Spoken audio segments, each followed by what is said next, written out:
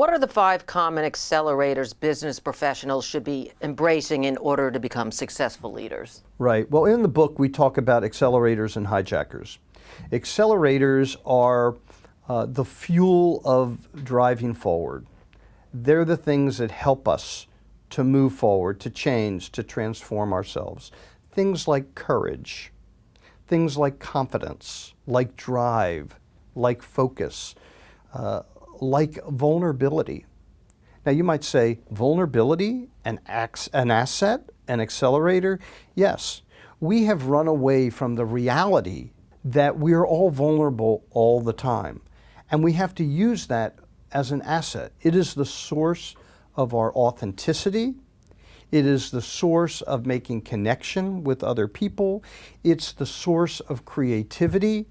And it enables us to learn and innovate by being vulnerable.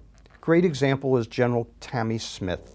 Tammy is a general in the U.S. Army. She is right now in Korea.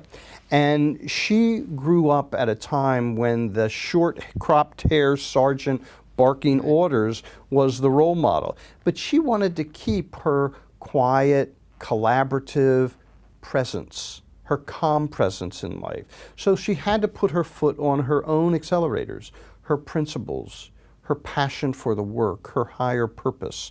And that enabled her to hold on to herself. Today, she's one of the most successful generals in the Army because she put her foot on the accelerators. The flip side of accelerators is your hijackers.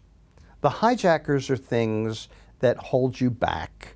Things like being self-critical. Things like being too controlling, being too perfectionistic. There are aspects of ourselves that sabotage or hijack ourselves. Now, my favorite example, and I have it in the book, is the example of Michael Phelps, the great Olympian. Now, he's won 31 gold medals, but there was a separation of time between Beijing and Rio de Janeiro when Michael fell apart. He had trouble with his relationships. He got a couple DUIs. He suffered from substance abuse. He put himself into a residential treatment facility. And he discovered that he had been too perfectionistic in his life.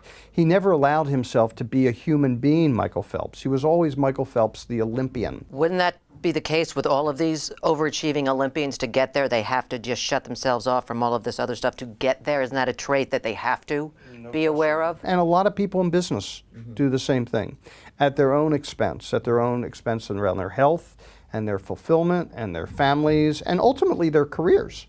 I mean, if you're not taking some vacation and if you're not taking some time to reflect and to read, you're not going to be able to catapult yourself to the next level of life and in your career.